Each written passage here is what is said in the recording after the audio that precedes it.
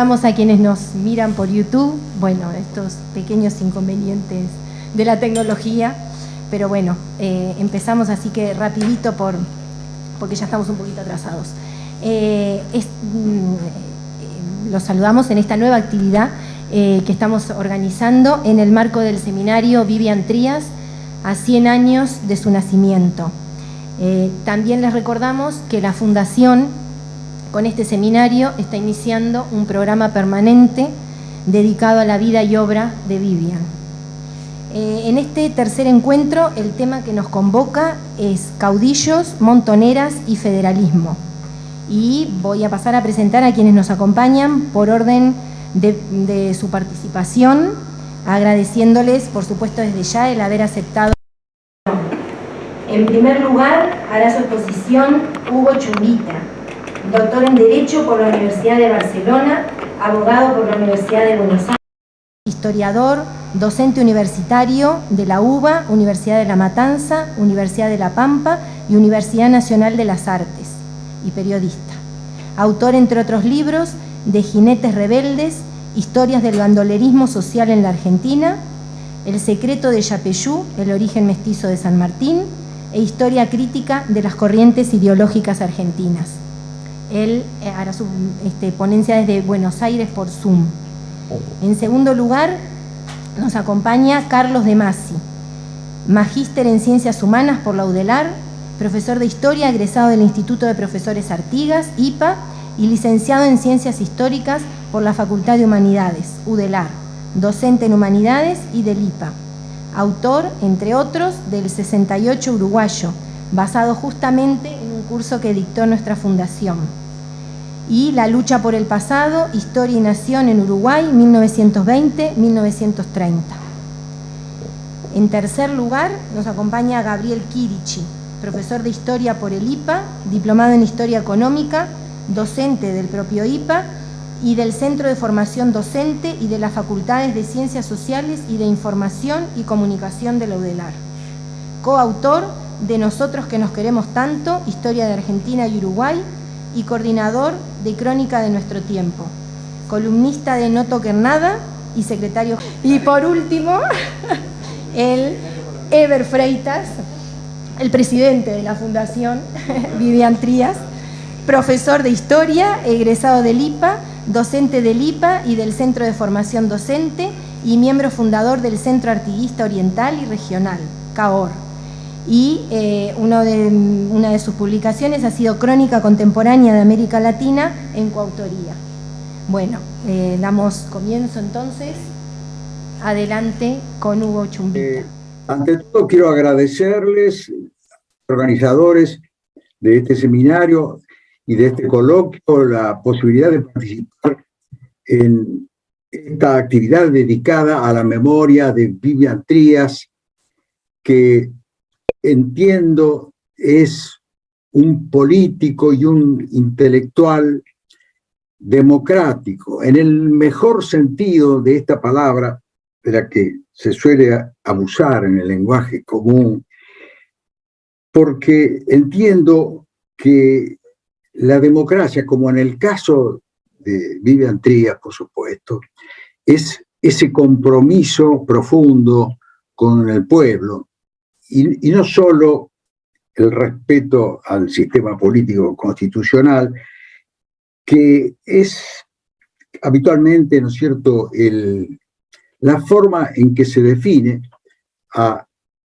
esta situación de encuadrarnos dentro de un sistema con sus reglas y con su pluralismo, sus instituciones, que son un enorme valor, pero que muchas veces carecen de ese sentido de compromiso con el pueblo, en el viejo sentido de la palabra democracia, el gobierno del demos,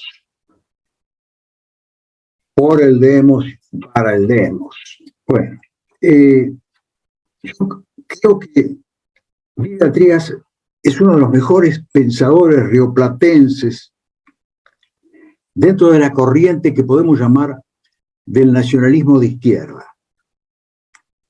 quiero aclarar aquí que, por supuesto, vamos a usar el término del nacionalismo en el sentido que lo marca el pensamiento crítico suramericano, sin ningún tipo de connotación racista, mística o fundamentalista, sino que para nosotros el nacionalismo es esa vocación de rechazo al colonialismo y al imperialismo por la plena independencia política, económica y cultural de la patria grande.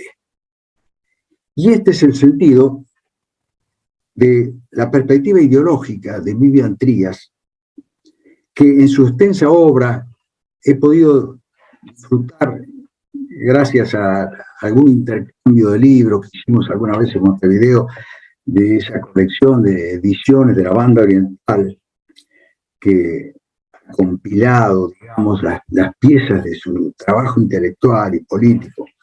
Bueno, en toda su obra vemos que su tratamiento de los problemas acuciantes de la época están siempre enmarcados en esa visión fundamental del problema de liberación o dependencia.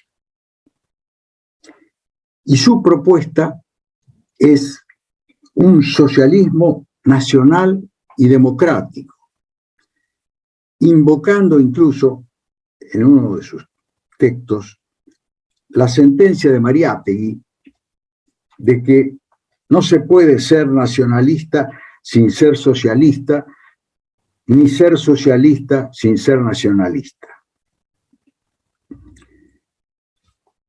Ciñéndome ahora al tema que nos han planteado, comencemos por la cuestión del federalismo. Que caracteriza perfectamente en su libro sobre Rosas es esta corriente del federalismo cuando señala que es la reacción contra el centralismo unitario y que es una solución institucional para dirimir la querella por la dictadura monoportuaria. Este es un concepto que reitera Vivian y que me parece luminoso, ¿no es cierto? La dictadura monoportuaria, el problema de las rentas aduaneras y la política proteccionista del mercado interno opuesta a la libre importación. Son los asuntos que definen en los que se juega el destino socioeconómico de la República. Así son más o menos sus términos. Aquí es clave el papel de Artigas, de quien Trías señala que es el caudillo de la provincia oriental, la única que tenía sus propios puertos de ultramar capaces de competir con el de Buenos Aires, lo cual era una garantía de la resistencia a los porteños y una salvaguardia económica para las demás provincias. Por eso, prosigue diciendo, luego de intentar eliminarlo por todos los medios, los directoriales terminaron por entregar la provincia rebelde a los portugueses. En cambio, Rosas y los estancieros saladeristas bonaerenses, en pugna con los saladeristas de Río Grande, apunta sagazmente Trías, en pugna por el ganado de la Cisplatina, los saladeristas bonaerenses apoyaron y financiaron la cruzada patriótica de La Valleja y Oribe. Hay otro párrafo que quiero citar también textualmente cuando habla de la tesitura balcanizadora del Foreign Office, que era crear el Estado tapón uruguayo como una cuña de equilibrio entre las Provincias Unidas y el Brasil. y entre otras observaciones, cómo el Banco Nacional en Buenos Aires, controlado por los comerciantes ingleses, se negó a asistir a Dorrego en la guerra con Brasil, factor decisivo en la concertación de la Convención Preliminar de Paz, que fue la consumación de ese designio balcanizador planeado por los británicos.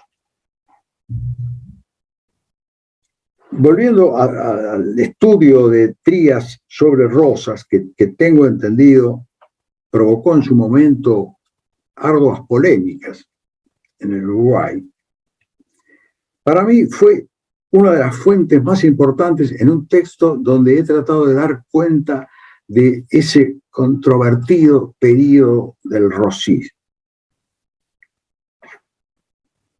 Allí Vivian Trías marca cierta discrepancia con la interpretación de José María Rosa, a quien ha tenido muy en cuenta en sus fuentes de indagación, así como a Ibarguren y a otros revisionistas de la derecha argentina.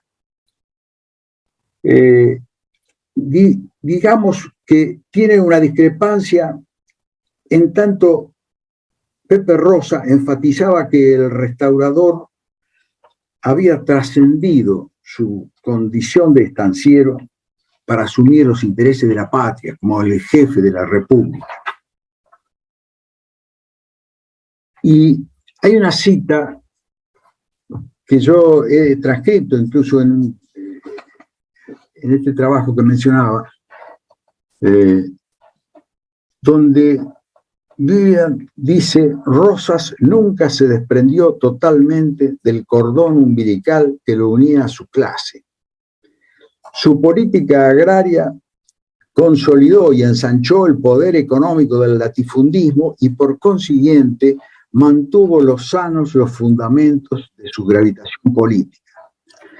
Es así que el restaurador y la clase de los hacendados, cuando entre el restaurador y la clase de los hacendados se abrió una brecha demasiado grande, estos lo abandonaron y precipitaron su caída. Pero eso fue recién a fines de su largo gobierno. Este juicio se basa en una rigurosa comparación que él hace en un capítulo de este libro sobre Rosas, entre la política agraria de Rosas y la de Artigas, lo cual sin duda marca las diferencias importantes entre ambos, ya que el caudillo oriental, ya que Artigas fue un adversario firme y consecuente del acaparamiento de la tierra y la concentración de la propiedad de la tierra pública. Esta cuestión, en los términos marxistas que maneja Trías, es si la clase de los hacendados es la clase nacional, tema al cual él dedica también otros estudios, otros análisis muy interesantes, citando a los clásicos y los debates europeos sobre este tema. Si la clase de los hacendados es la clase nacional capaz de conducir esa causa de la nación, los caudillos del interior y algunos bonaerenses, como Dorrego y Rosas, expresan ese proyecto de la nación sostenidos por los estratos populares, pero la clase de los estancieros termina claudicando frente al proyecto antinacional. Esto es más o menos una síntesis de lo que interpreto de los trabajos de Vivian Trías. Esto tiene un enorme interés y analizando incluso la figura de los diversos caudillos del interior, Facundo, Aldao, Ibarra, López, vemos que no todos pertenecen a la clase de los hacendados, aunque muchos de los principales, podríamos decir, sí. Dorrego incluso casi por adscripción familiar, pero sobre todo lo que es importante es ese respaldo popular, ese factor de los caudillos que los convierte en expresión y líderes de una masa que abarca a los pobres del campo, que abarca a los artesanos de las ciudades, que abarca una, podríamos llamar, incipiente clase media, agraria, agricultores, etc. Los negros, los pobres, las castas del sistema colonial que empiezan a ser ciudadanos a partir de la Revolución. Bueno, sobre Artigas, hace años yo escribí un trabajo que se negaron a publicar los académicos universitarios porteños, pero se publicó en la revista Todo es Historia y luego en mi libro Jinetes Rebeldes, haciendo hincapié en la juventud aventurera de Artigas, su etapa de contrabandista y bandolero, que creo ayuda a entender la relación de Artigas con su gente, con los indios, con los pobres del campo, y con la índole, el perfil de las guerrillas montoneras. Trías no ignoraba este punto, aunque lo menciona de paso. Pero para los fundadores de la historiografía liberal argentina y sus continuadores, esta fue la base de un rotundo anatema para descalificarlo. Y luego para sepultarlo en el silencio, ¿no? Del otro lado del río, es decir, de este lado del río de donde les estoy hablando. Suelo mencionar que cuando consulté para estos estudios el archivo Artigas, cada vez que entraba a la biblioteca de la Academia Nacional de la Historia, las empleadas ya me conocían y me alcanzaban un abrecartas para que yo pudiera abrir las páginas de los tomos del archivo que estaban intactas desde que habían sido donados desde Montevideo, ¿no es cierto?, a la biblioteca de la principal institución, ¿no es cierto?, académica de la historia de nuestro país. Bueno, claro que estos temas, como en el caso del origen mestizo de San Martín, nos consta que suelen tropezar con ciertos reparos, con los prejuicios e incluso las pasiones políticas que siguen influyendo en el conocimiento de nuestra historia. Acerca del tema de las montoneras, y creo que ya estoy cumpliendo con el tiempo, pero creo que tengo unos minutos más. Acerca del tema de las montoneras, habría tanto que decir, pero quisiera apuntar solamente un punto oscurecido por la versión liberal, escolar, que ha predominado en nuestro sistema de enseñanza pública, y es un punto sobre el cual pude trabajar un extraordinario documento, que fue la causa judicial, más de 1000 carillas, manuscritas, por supuesto, contra el último caudillo riojano sobreviviente de la cruzada contra la guerra del Paraguay por la Unión Americana, que además me interesaba mucho porque era un antepasado mío. Las montoneras federales, como surge de una serie de textos, interrogatorios, constataciones, testimonios de aquellos viejos papeles. Las montoneras federales emergían de las milicias provinciales, esos cuerpos regulares que estaban formados por todos los ciudadanos, los varones adultos, en edad hábil, que se convocaban para la defensa común. Y no eran el ejército de línea, pero tampoco eran bandas de salteadores, e incluso las requisas y las exacciones que practicaban no diferían de las que hacían los ejércitos de línea de esa época en los territorios que iban ocupando.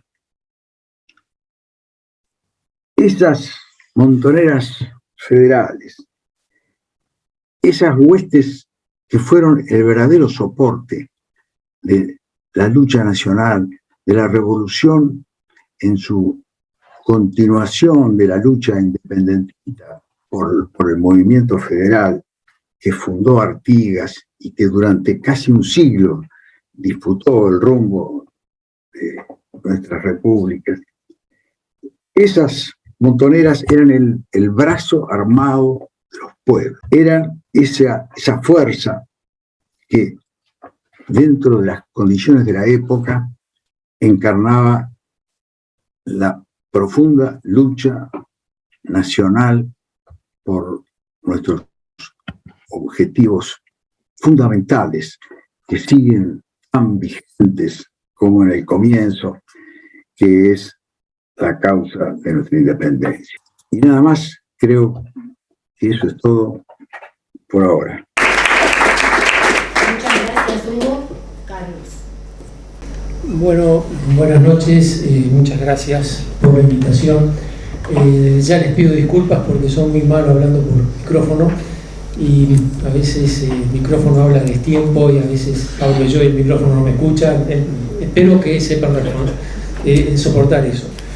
En primer lugar, entonces, agradezco la invitación que me han hecho para participar en esta mesa, además junto con Eber Freitas, con el doctor Chumbita, con Gabriel Kirichi, con los cuales, digamos, los que estamos de este lado de la mesa, tenemos bastante en común, es decir, con Eber, puedo decirlo, éramos compañeros de clase en el IPA, y bueno, justamente cuando estos libros de Trías estaban apareciendo, y aparecía, digamos, en simultáneo, además, por un lado aparecían publicaciones de Trías que tenían que ver con la historia, y por otro lado aparecían publicaciones de Trías que tenían que ver con la fragua política del momento, contribuían mucho a darnos material para ese tipo de debates que en la época nos interesaba tener. Hay una cosa que es un aire de época que me interesaría rescatar ahora para dar un poco contexto a esta conversación, y es la idea que existía con mucha fuerza en los años 60 y que, digamos, en algunos casos configuró nuestra vocación, que es la idea de que en la historia se encerraba una clave explicativa fundamental para lo que estaba ocurriendo en la sociedad en ese momento. Es decir, había una clave en el pasado que daba idea de por qué América Latina estaba viviendo las convulsiones que vivía en los años 60. Y uno de los elementos justamente que más nos aportaba para esa convicción, y sobre todo, digamos, para tratar de desentrañar esa clave, dónde estaba, era la idea de que, digamos, en cierta medida los episodios del presente y los episodios del pasado dialogaban de alguna forma fructífera, de alguna forma positiva, que tratábamos de afinar el oído para tratar de escucharla con atención.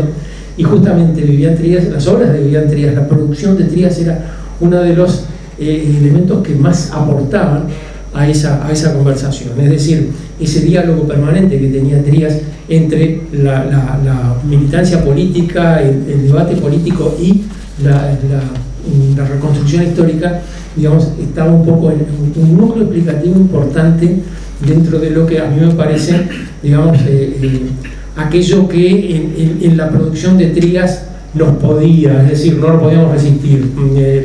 La noticia de que, bueno, apareció el libro de Rosas de Vivian Trías, lo comentábamos mucho en el Instituto de Profesores en aquella época, y bueno, recuerdo compañeros que se recorrían las librerías de Montevideo y venían con el libro en la mano diciendo: lo encontré en la librería de Fundación de la Ciudad Vieja, y quedaba el último ejemplar. Así, una cosa como una conquista. seguramente, digamos, toda la mirada histórica de Trías tiene algo de revulsivo, tiene algo de provocador, y sobre todo en aquella época tenía algo profundamente renovador. Los tres elementos que aquí aparecen invocados en la convocatoria de esta charla, justamente, digamos, representaban el lado negativo de la historia cuando nosotros estábamos formándonos como historiadores y profesores de historia allí en la segunda mitad de los 60. Es decir, los caudillos, las montoneras, eran, digamos, la cosa que no, digamos, la mirada de la sociedad civilizada, politizada, normalizada en las elecciones y el esquema constitucional y la convivencia política del siglo XX, miraba con cierto rechazo, con cierta molestia, esa sociedad bárbara que resolvía sus problemas y sus conflictos por medio de la guerra, los relatos de los degüellos, los carcheos, los robos, los saqueos. Las guerras civiles no tenían buena prensa, ¿no? Naturalmente, en una sociedad que busca consolidarse políticamente, la guerra civil no es una buena cosa. Con bastante esfuerzo, la historiografía uruguaya ha logrado construir una narración en la cual, bueno, pasábamos de la barbarie a la civilización como quien pasa de la niñez a la edad adulta, ¿no? Y digamos, en esa mirada de la edad adulta, los caudillos que no eran Artigas y las montoneras que no eran las de la independencia, se las miraba con bastante desconfianza. Trías justamente pone la situación a la inversa. Hay una cosa, digamos, que me parece tenemos que tener presente. Bueno, Trías es un enamorado de la historia, primera cosa a tener presente, ¿no? Era un fenomenal docente de historia y sus víctimas todavía perduran, incluso a mi derecha, sobrevivientes de las clases de Vivian Trías, y según nos repetía, lo tengo bien grabado en la mente porque lo recuerdo, lo veo diciéndome, no, porque yo en las clases de Trías siempre le preguntaba, y todavía no te odio. No falte nunca. Y sigue siendo mi amigo, qué maravilla. Yo nunca pude escuchar una charla de Vivian Trías. Pero no, en ese sentido, digamos, acá hay un punto importante, me parece, porque en definitiva, digamos, no es que Trías se comprometa políticamente y a partir de allí empiece a buscar las claves en el pasado, sino que las dos cosas se dan juntas. Es decir, el amor por la historia, la preocupación, el compromiso con la política, el compromiso con la enseñanza también, porque era terrible docente, hacen que, digamos, empezar a analizar a Vivian Trías nos lleve un poco a tratar de desentrañar también estos tres aspectos. Es decir, cada vez que hablamos de alguno de estos puntos, estamos hablando de todo Trías comprometido en estos puntos, ¿no? Es decir, cuando Trías habla del federalismo artiguista o del Partido Federal argentino, está pensando en el Río de la Plata de los años 60, está el que tiene delante, ¿no? El que tiene allí. Entonces, digamos, ahí hay algunos puntos que me interesaba un poco conversar. Primer aspecto, el tema de cómo analizar la historia del siglo XIX en clave de los años 60 del siglo XX.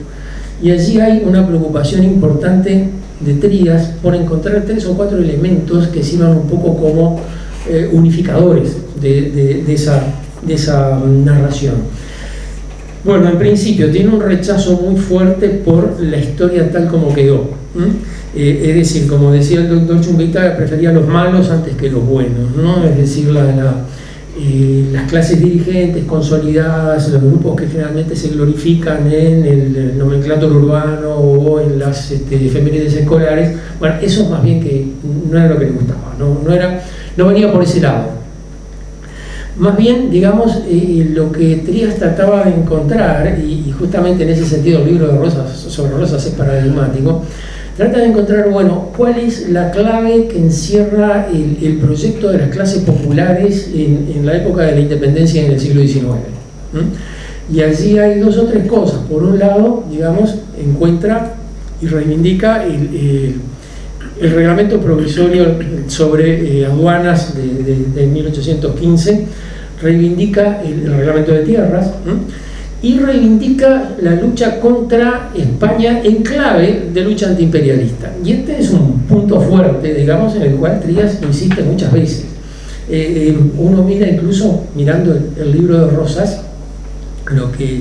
el libro de Rosas en buena medida es el banco de pruebas en el cual Vivian Trías somete, digamos, en un estudio concreto todas sus ideas sobre lo que era la historia del siglo XIX, y por eso es una referencia permanente, porque, bueno, allí es donde está, digamos, los aspectos y los límites de la mirada de Vivian Trías con respecto al pasado. En último término, digamos, el antiimperialismo es lo que termina salvando la acción de muchos caudillos que serían criticables por otros motivos. Si se lucharon contra los portugueses, si lucharon contra el Brasil, si lucharon contra los españoles, si se enfrentaron a la intervención de los ingleses, tan malos no eran. Algún aspecto positivo debían tener. Y bueno, rescata un poco esa línea. La Montonera y el caudillo viene a ser algo así como un complejo social, político-social, que expresa, digamos, aquellos grupos sociales que no tienen capacidad de expresarse verbalmente. Y acá hay uno de los problemas, justamente del análisis de Trías a mi modo de ver. Porque, bueno, sí, está muy bien, digamos, en buena medida las guerras civiles del siglo XIX, Trías tiene además una profunda tradición blanca en su familia. Su familia uno de sus parientes era, así como el doctor Chumbica recuerda que uno de sus parientes estuvo, digamos, en la guerra del Paraguay. Bueno, uno de los antepasados directos de Trías estuvo en la revolución de 1897 a 1904, y no como simple figurante, era jefe de la división Canelones, era un coronel del ejército de Aparicio Saravia. Entonces eso, digamos, le da un toque un poco diferente a su mirada, y entiende que allí hay un proyecto político no definido del todo, pero que se expresa sobre todo en sus acciones. Y entonces la clave está en buscar dónde están esas acciones, desentrañarlas, tratar de ponerlas en evidencia. Entonces allí, digamos, hay un aspecto interesante en la medida en que la historia construida por Vivian Trías a partir de los caudillos y las montoneras viene a ser algo así como una especie de contrahistoria oficial, a pesar de que la historia uruguaya, la historia de Pibel, digamos, representa más bien, mirado desde la Argentina, una historia revisionista. La historia de Trías sería una especie de revisionismo del revisionismo. Es decir, en definitiva, no es una historia de una provincia convertida en nación enfrentada a la historia de la nación federal que absorbe a todas las provincias, como sería, digamos, el diálogo Pibel-Bartolomé-Mitre, sino que es más bien la historia de una provincia que, digamos, arma su propio proyecto independiente, pero en definitiva queda controlado por los mismos sectores sociales que del otro lado del Río de la Plata terminaron controlando la configuración de la Argentina política. Ese proyecto antiimperialista, ese proyecto político, digamos, tiene además en la época un diálogo muy interesante. En la época me refiero a los años 60, porque se expresa a uno y otro lado del Río de la Plata. Es decir, dialoga, digamos, en el caso del Uruguay, bueno, Metol Ferré probablemente junto con Vivian Trías, a pesar de que no coinciden mucho políticamente, es muy interesante, porque si uno lee los trabajos de Metol de los años 50 y lee lo que escribe Trías en los años 50, parece que están en las antípodas, pero hay algunas claves en las que coinciden persistentemente.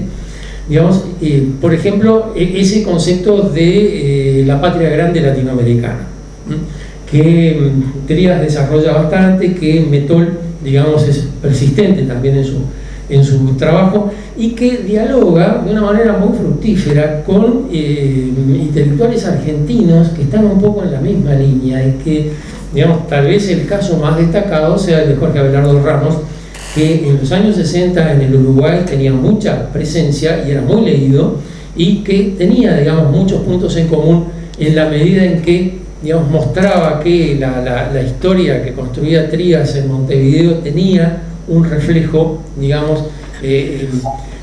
Abelardo Ramos escribió una historia de la Argentina, Revolución y Contrarrevolución en la Argentina, y el primer tomo se llama Las masas y las lanzas. Y justamente ahí tenemos la Montonera y los caudillos de Trías en otra clave, digamos, en la política argentina. Y claro, quienes leíamos a Abelardo Ramos y quienes leíamos a Trías en finales de los 60 ya, encontrábamos mucho parecido, un elemento muy interesante, ver cómo se incorporaba el artiguismo a la historia argentina, cómo hacía, digamos, la mirada de Abelardo Ramos, cómo trataba de incorporar el artiguismo no como un fenómeno nacional uruguayo, sino como un fenómeno, digamos, global de la región. A eso, digamos, tiene que ver, digamos, con el otro punto, y ya estoy terminando. No, por 15 minutos.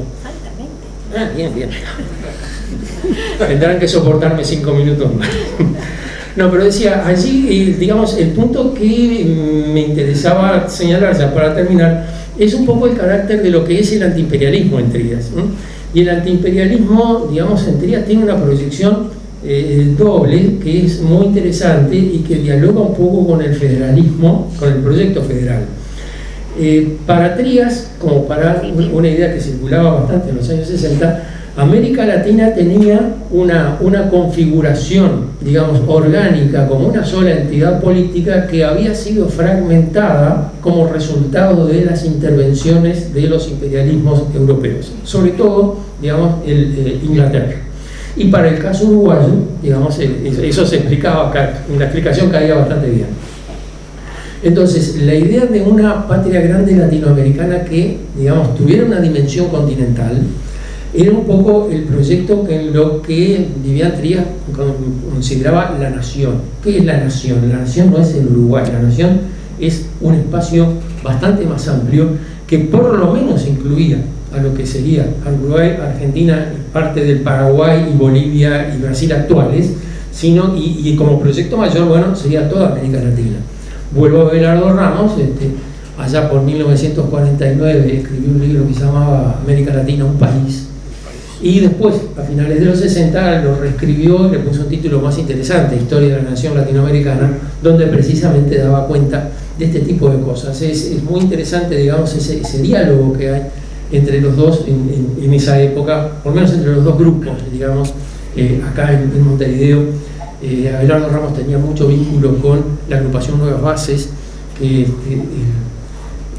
funcionaba en la Ciudad Vieja, que coordinaba Elio Sartú, que por aquella época era un joven abogado, y donde participaba con mucha fuerza quienes después fueron a fundar la editorial Banda Oriental, justamente para publicar parte de los trabajos que allí se manejaban. Una de las primeras ediciones de Raviolo, uno de los integrantes del grupo Nuevas Bases en Banda Oriental, fue justamente un trabajo sobre Valle y Ordóñez que salía de allí, de la agrupación Nuevas Bases.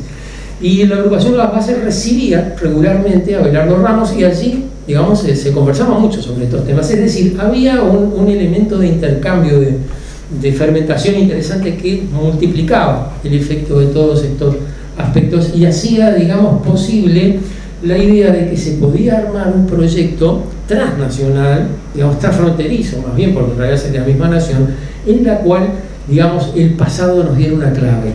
Y más que una clave, también nos generaba un compromiso. Es decir, había un proyecto nacional mucho más amplio que el que teníamos delante de la vista en los años 60, que se había visto frustrado en la forma de procesarse, digamos, las independencias de Sudamérica. Y como decía Renan, digamos, eso significaba un fracaso. Los fracasos generan duelos, y los duelos en las naciones son importantes porque generan compromisos. Entonces, la idea de que allí había un proyecto inconcluso que de alguna manera había que concretar, digamos, vincula esa imagen política del pasado de Trías con su compromiso político del presente, en el momento en que, digamos, se manejaba como un dirigente político de primera fila en este país. Ya para cerrar, decía que todas estas ideas se reflejan en su libro sobre Rosas, y quería señalar 2 o 3 cositas, no, estoy seguro que todo el mundo va a hablar sobre el libro sobre Rosas, ya habló el doctor Chumbita, yo también, y no nos libramos a hablar del libro sobre Rosas. Pero lo que yo quería decir es esto: el Rosas de Vivian Trías nos impactaba allá a finales de los 60 porque no dialogaba con Mitre. No era, digamos, una reivindicación de Rosas frente a lo que era el esquema mitrista de la historia, sino que dialogaba con Artigas.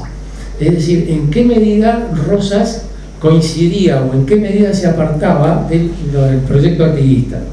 El federalismo de Rosas y el federalismo de Artigas, ¿qué tienen en común, qué tienen de diferente?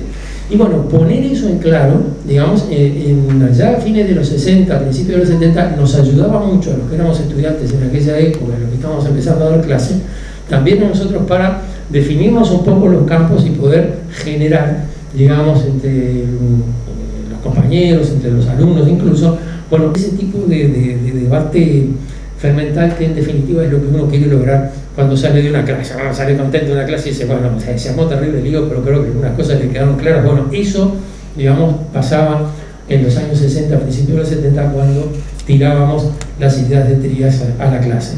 Siempre sintiéndonos como si fuéramos el muñeco del ventrílocuo, ¿verdad? Es decir, nosotros hacíamos los gestos y movíamos la boca, pero el que hablaba era Vivian Trías, no éramos propiamente lo nuestro, pero nos servía y nos daba, digamos, mucha seguridad poder manejarnos en esos términos. Ese Rosas de Vivian Trías no es el Rosas de la reivindicación revisionista argentina del retorno de sus restos, por ejemplo, el Rosas que se manejaba en aquel momento cuando sus restos fueron repatriados. No es el Rosas de Rosa, no es el Rosas de Ibarburu, no es el Rosas de ninguno de esos autores revisionistas argentinos, por supuesto nada que ver con Mitre ni con ninguno ni con Sarmiento, pero sí es, digamos, el Rosas visto desde Montevideo de los años 60. ¿Qué cosa es, digamos, rescatable del rosismo? Tengan presente que en Montevideo de los años 60 Rosas era la negación, era lo prohibido. Que a algún grupo político le llamaran mazorquero era el peor insulto político, ¿no? Y mira que circulaba el adjetivo. Entonces, reivindicar a Rosas en cierta medida, en algún aspecto, desde el Montevideo de esos años 60, y reivindicarlo además con esa mirada crítica. En este sentido, Rosas coincide la cita que recordaba el doctor Chupita recién. Rosas termina siendo representante de su clase social. En este otro aspecto, Rosas termina siendo representante de un proyecto nacional. Bueno, ese diálogo, digamos, nos ayudaba mucho a definir un poco nuestro propio lugar político en aquel momento, y también, digamos, para orientarnos en la misma idea que tenía Vivian Trías, cómo marchar, cómo mirar el pasado y cómo encontrar en el pasado unas claves para interpretar el presente. Es todo lo que quería decir. Muchas gracias.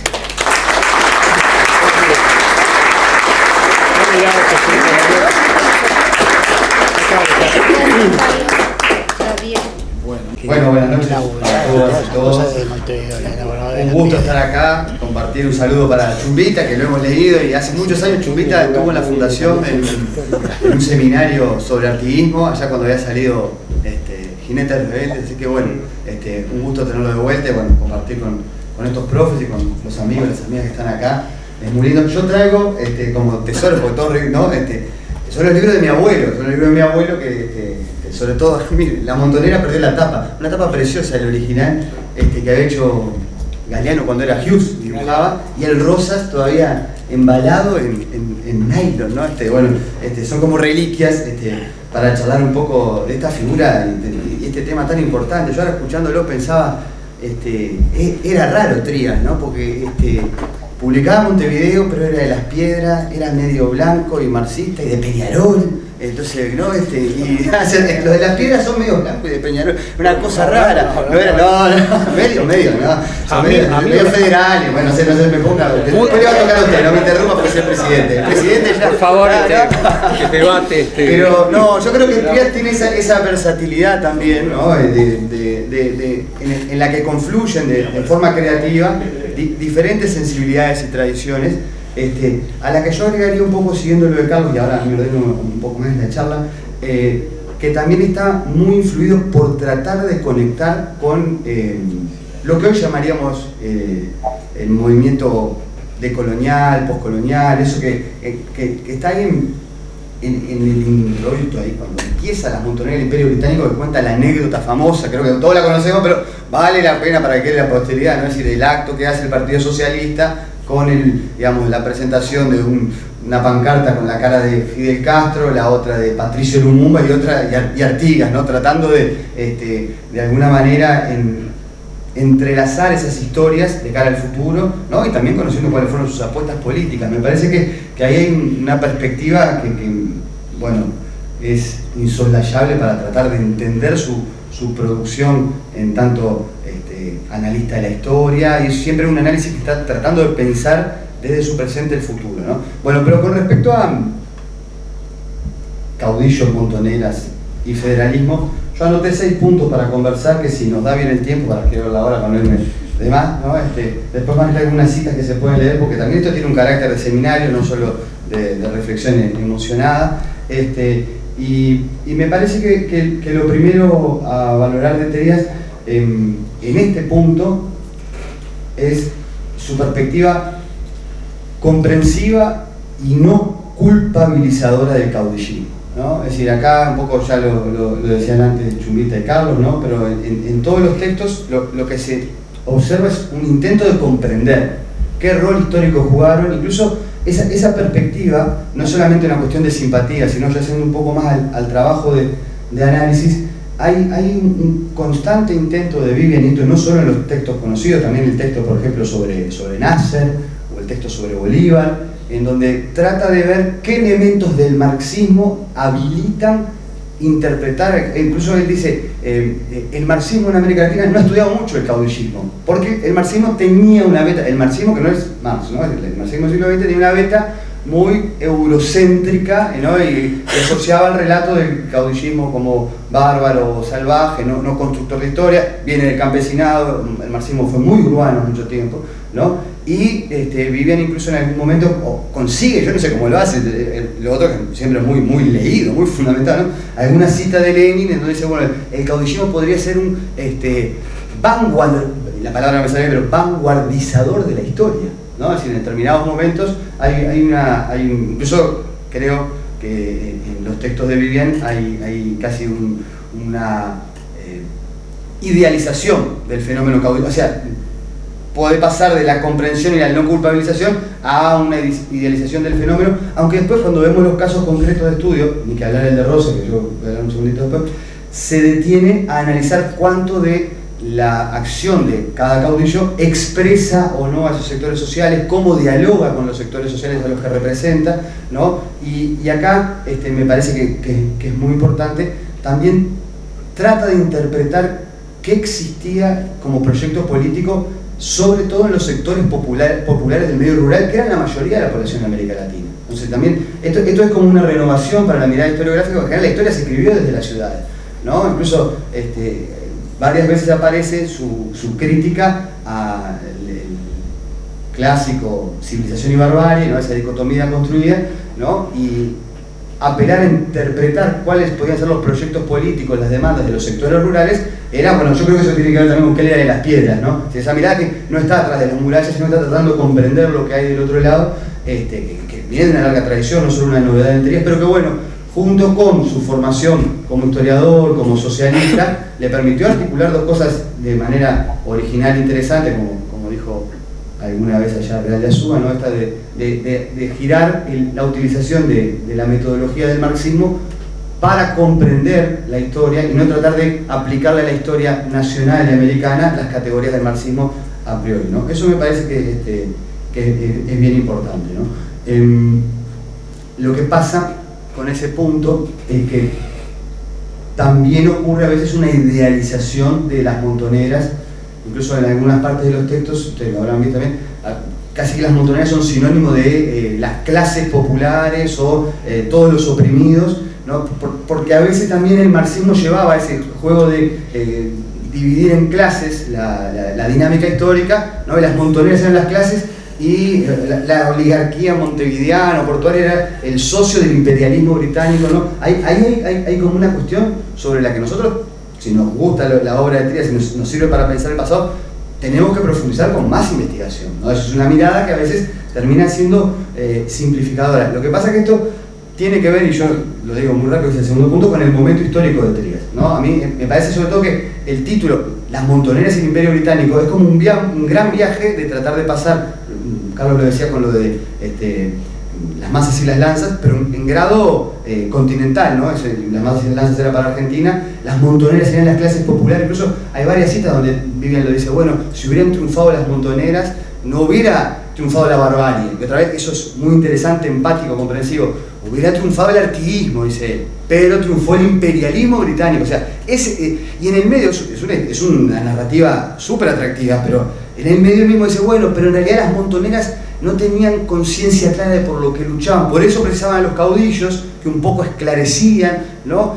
Y ahí ese planteo, yo creo que está tratando de sobre todo, ligar las sensibilidades de cambio político que se sentían en los 60 con cambios frustrados del siglo XIX y que tienen que ver tanto con sectores sociales postergados, derrotados, como con la frustración de la unidad latinoamericana, que no es que fue una idea que se le ocurrió a la gente de los 60, viene de los principales referentes de la transformación de la independencia desde Bolívar, Artigas, todos lo conocemos. Entonces creo que hay un juego interesante, ¿no? Me parece que esa cuestión de alguna manera es el sístole y diástole del pensamiento de Vivian, y el federalismo vendría a ser de alguna manera encontrar en el pasado el proyecto frustrado que sería la sociedad digamos, independiente del futuro, la forma, por eso yo decía que lo liga también con la descolonización, ¿no? La forma de enfrentar al imperialismo no puede ser cada país por separado, tenemos que reencontrarnos con ser una nación común, ¿no? Y esa va a ser la forma de independizarnos también.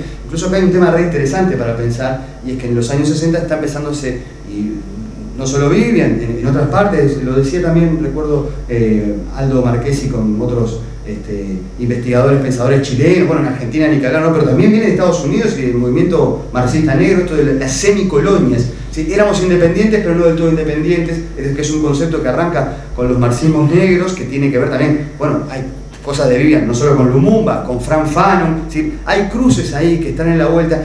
Bueno, él tiene también una gran idealización por el proyecto cubano. En algún momento en otro artículo habla de, ¿se acuerdan? Marxismo-fidelismo. ¿No? O sea, aparte era muy creativo, eso a mí me parece súper simpático. Bueno, hay marxismo-leninismo en Rusia con Lenin, pero yo estuve en Cuba, quedé fascinado con la entrevista a Fidel. También hay otros caudillos del tiempo nuevo, ¿no? Como Fidel Castro, que le aportan su contenido caribeño al marxismo y a la revolución cubana. Por eso podemos hablar de marxismo-fidelismo, ¿no?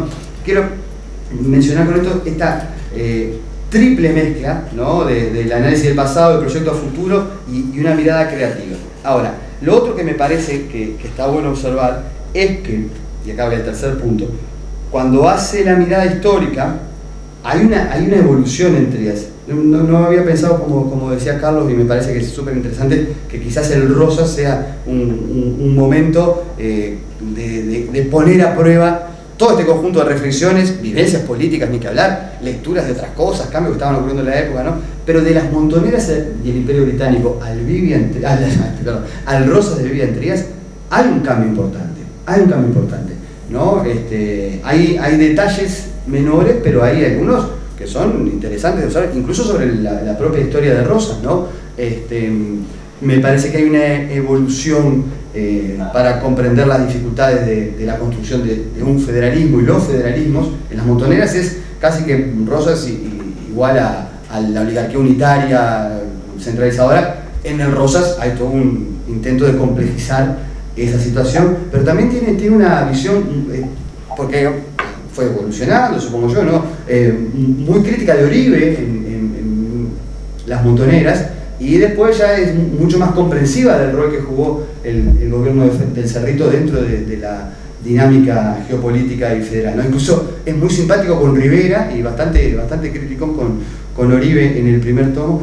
Incluso en las montoneras plantea que el asesinato de Facundo Quiroga tiene como responsable en última instancia a Rosas, y en el libro de Rosas revisa esa tesis y analiza que no, bueno, incluso ya había más investigación sobre la situación de los reyes de la fe. Yo sé, capaz que esto es un detallecito histórico, pero me parece que está bueno observar cómo el propio autor fue evolucionando en su perspectiva, en su mirada, porque a veces también uno puede caer simplificadamente en tratar de resumir su esquema interpretativo y pensar que siempre lo aplicó igual. Y lo otro de Trías, que es súper destacable, es que seguía leyendo, seguía buscando nueva información, produciendo material, ¿no? Ahora, sobre este punto de cómo va mirando las cosas, me parece que hay un dato sobre el que nosotros, estamos en el siglo XXI, tenemos que avanzar, y es la imagen que, insisto, es comprensiva y no culpabilizadora de las montoneras, no deja de ser la imagen igual de la tierra purpúrea. Incluso él construye una,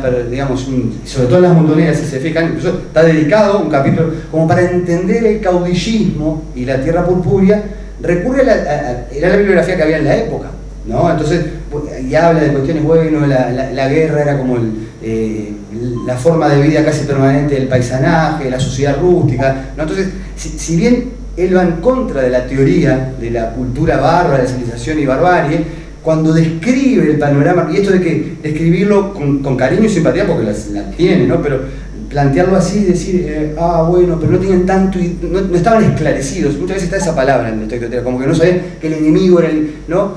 Creo que eso tiene que ver con que en la época de Vivian Trías no existían estudios como los que tenemos ahora para conocer en profundidad los movimientos sociales y la política de los sectores populares de aquella época. Creo que se conoce mucho más y daría para enriquecer. Pero en Vivian Trías hay todavía como un dejo más, digamos, de mirada, yo dije hoy idealizada, en algunos puntos puede ser romantizada, con mucho intento de acercarse a lo popular, pero sin la información que hoy contamos para conocerla más en detalle y saber cuáles eran las claves de los sectores populares, que yo ahora me voy a referir un segundo a eso. Lo otro, el cuarto punto, me parece que en el texto de Bolívar hay también una dimensión mucho más explícita de su teorización geopolítica, ¿no? Que esto es un punto interesante a observar, porque adquiere una dimensión ya de, por lo menos, de estructura continental, aunque yo creo que ahí hay que mirar con cuidado, ¿no? Los usos que a veces, esto es un seminario para polemizar, ¿no? Pero se dan de ciertos esquemas como el de la satelización, la dependencia, que estaban muy en boga en la época. Esto sí, estamos haciendo una crítica para seguir pensando, ¿no? Pero en cierto punto creo que sería importante ver cómo desde esa perspectiva, que parece una resignificación geopolítica del americanismo, algunas claves de la interpretación de las dinámicas eran un poco mecanicistas, ¿no? Parecería como que los sueños ya sea de Bolívar o de los diferentes proyectos siempre caían en desgracia por factores externos o factores internos que quedaban asociados a los factores externos, entonces también seguían siendo factores externos, y creo que ahí falta profundizar en las dinámicas de la complejidad de nuestras sociedades al momento de las independencias, ¿no? Y ver ahí cuando, bueno, se puede ver, digamos, las debilidades también del proyecto de la Patria Grande, ¿no? Hay como una cuestión allí que es, yo, digamos, no como profesor, pero entre nosotros estamos en seminario de Trías, a mí me encanta el proyecto de la Patria Grande, pero cuando lo miro en el pasado, en realidad todavía no salió. Entonces, creo que en este punto, son aproximaciones sucesivas, observar por qué no salió, no solamente por lo externo. Y ahí voy al libro de Trías, porque en el libro de Trías, otra vez, yo asocio Rosia con Trías, pero se lo dedicó a la madre. ¿Quién quiere decir este comentario? Claro. Esto me lo voy a dejar. Usted sabe que el libro lo escribió en la cárcel. No está contaminado por nada, Checo, lo digo por las dudas porque empiezan todos con la locura. Lo escribió en la cárcel y fue en la primera proscripción del Partido Socialista, que además le permitieron acceder a algunos, escribe medio de memoria el libro, es en su madurez, su libro está impresionante, ¿no? Pero además tiene, y se lo dedica a su madre, que él lo cuenta, ¿no? Que murió blanca y cristiana, es una dedicatoria bien potente, ¿no? Pero en ese libro él hace la operación al revés, ¿no? Si ustedes observan la montoneras del Imperio Británico, tiene una cosa, creo que también Carlos lo contó cuando presentamos el libro de Machado, ¿no? Que él va contando la historia de las montoneras siempre en clave regional. Que eso, supongo que para la época incluso fue revisionista para la historia más nacional y liberal, ¿no? Entonces eso ya es una novedad, lo hace incluso hasta llegar a la revolución de Timoteo Aparicio. Ahora, en Rosas, cada capítulo lo arranca con Artigas. y como que testea, ¿no?, la política de Rosas a partir del artiguismo en un ejercicio súper interesante, ¿no?, que permite ver los federalismos en pluralidad. Desde mi perspectiva, yo creo que ahí hay un tema, y es que hay una idealización del artiguismo. Yo sé que decir esto acá en Uruguay, pero nosotros no deja de ser artiguista porque el artiguismo fue un proyecto que efectivamente gobernó un pedazo del territorio, ni siquiera gobernó bien Montevideo, porque estaba bravo el doble poder, en un marco muy complejo de guerra, ¿no? Es decir, efectivamente el artiguismo, bueno, el 15, 16 ya está complicada la cosa con los portugueses, y el rosismo, con toda su vericueto y variable, gobernó 20 años, y Buenos Aires, eso. Entonces, hay una cuestión ahí que hay que profundizar ese ejercicio de comparación histórica, que es interesante, pero que a nosotros, a quienes no venimos de la sensibilidad centralista porteña, nos puede sonar muy cercano, pero que hay que tener cuidado a la hora de evaluar también cuánto del artiguismo era posible realizar desde el gobierno bonaerense y federal, ¿no?, después de las guerras civiles que tenemos allá, que han matado a Dorrego, por ejemplo. Entonces hay una cuestión ahí como que hay que seguir trabajando. Entonces, lo penúltimo, proyecto y alcance del esto de Vivian. Por un lado, a mí me parece que estas perspectivas de Trías para los tres casos, Montonera, federalismo y caudillos, son una cuestión que hay que complementar con innovaciones que existen hoy de análisis estadístico. Miren que hay producción historiográfica muy buena sobre las dinámicas sociales de los regimientos, de los grupos por ejemplo, los grupos de frontera que crearon los Colorados de Monte de Rosa, ¿no?, y que ahora sí sabemos cuáles eran las ideas y los proyectos, no es que no estaban esclarecidos, y sabemos la capacidad de agencia que tenían los diferentes actores. Bueno, hay unos trabajos re lindos que coordinan a Frega con Pablo Ferreira, sobre, por ejemplo, los batallones de Montevideo, por qué van a luchar. Eso antes no lo tenían, no estaba a disposición de Vivian Trías, pero hay que conocerlo. Hay trabajos muy buenos, ustedes conocerán, de Gabriel Di Negro, por ejemplo, sobre los sectores populares en las luchas de la revolución, incluso ya llegó hasta el rosismo. Entonces tenemos mucho más elementos, que por ejemplo tenemos, y Trías lo intuye, por ejemplo, el rol de los negros, el rol afro en el federalismo, que lo pintó Figali, pero que todavía lo tenemos un poco profundizado. Ahora ya hay mucho más. Y también hay mucho más datos demográficos, socioeconómicos, que permiten ya terminar con la idea de dicotomía campo-ciudad. Yo creo que Trías todavía está en el medio de eso. La construcción de la dicotomía campo-ciudad es una construcción de la historiografía oficial general, ¿no? Pero hoy los datos, sobre todo hay trabajos muy buenos de la historiografía regional. Yo siempre cito a Inés Moraes, que me parece que es un caso bien paradigmático para seguir. Es decir, hay diferentes integraciones de los mercados, de la tarea, de la producción, ¿no?, y que hoy tenemos mucha información sobre la que se puede, conocer mejor los proyectos de las montoneras y por qué la gente participaba, ¿no? Y ahí quería agregar una cosita más, ¿no? ¿Hasta qué punto, en proyección y perspectiva, porque yo creo que si la obra de Vivian nos inspira muchas cosas, tenemos no que reproducirla, sino que tratar de ver cómo continuarla? El análisis de clase no resulta parcial, no resulta limitado, ¿no?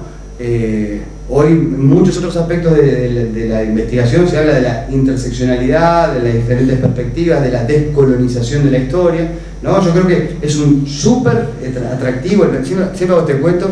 Yo estaba terminando el liceo y salíamos a bailar, no sé qué, y a veces llegaba la noche en sexto liceo y leía un poco del Rosa porque era súper atractivo leerlo. No le estoy dando para atrás, lo quiero mucho el libro aparte. Pero me da la impresión que solo con la mirada geopolítica, la mirada de simpatizar con el caudillismo, eso, pero después que la definición final de que el proyecto de Rosa era limitado por su condición de clase, hoy no se verifica en la investigación historiográfica. Y esto también hay que pensarlo. Hay un trabajo muy bueno, yo lo recomiendo a todos, de Franklin y bueno, lamentablemente lo perdimos, Jorge Hellman, dos grandes investigadores argentinos que hacen una historia del poder, de la construcción del liderazgo político de Rosas, donde muestran, esto no lo tenía Vivian en su momento, ¿no? Hay una rebelión en el año 41 de los terratenientes bonaerenses contra Rosas, que es la rebelión de los libres del sur. Y la mazorca efectivamente ahí tiene un rol, que la mazorca genera horror porque ataca a algunos sectores de estos terratenientes que están cansados del bloqueo, de la política muy popular de Rosas, no sé qué. Y Rosas no apoya esa rebelión y la reprime duramente.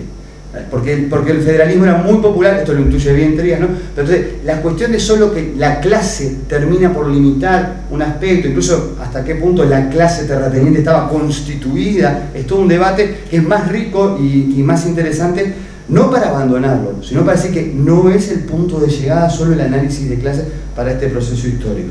Y lo otro, y ya ahora sí termino, estoy en el sexto punto, es que también tenemos que incorporar para continuar esta dinámica de caudillos, montoneras, federalismo, perspectivas más abiertas sobre la construcción política de nuestro propio pasado, en este caso uruguayo. En las montoneras, sobre todo, hay un relato muy blanco y colorado, que es propio de aquella época, pero que en parte es heredero de la historiografía de Pibel Devoto. Él está dialogando con ella, lo está cuestionando, ¿no? Y hoy en día, porque bueno, es hermoso el relato de Anacleto Medina, quizá muchos lo conocen, ¿no? Anacleto, ¿y qué era Anacleto Medina? Era blanco, termina luchando con los blancos, es cierto. Pero él arranca, digamos, en el gobierno de Gabriel Pereira, trabajando para un gobierno Pereira. Yo lo digo así, no quiero meterme en este tema, ¿no? Aparte, de más si fue un profesor de Nacional 3 y me va a bajar la nota de vuelta. Pero no, a lo que voy es que hay, y bueno, por ejemplo, hay unos trabajos muy interesantes de Carlos de Masi para revisar la narrativa sobre la historia relatada en clivajes, ¿no? Campo, ciudad, civilización y barbarie, blanco y colorado, Montonera, Imperio Británico.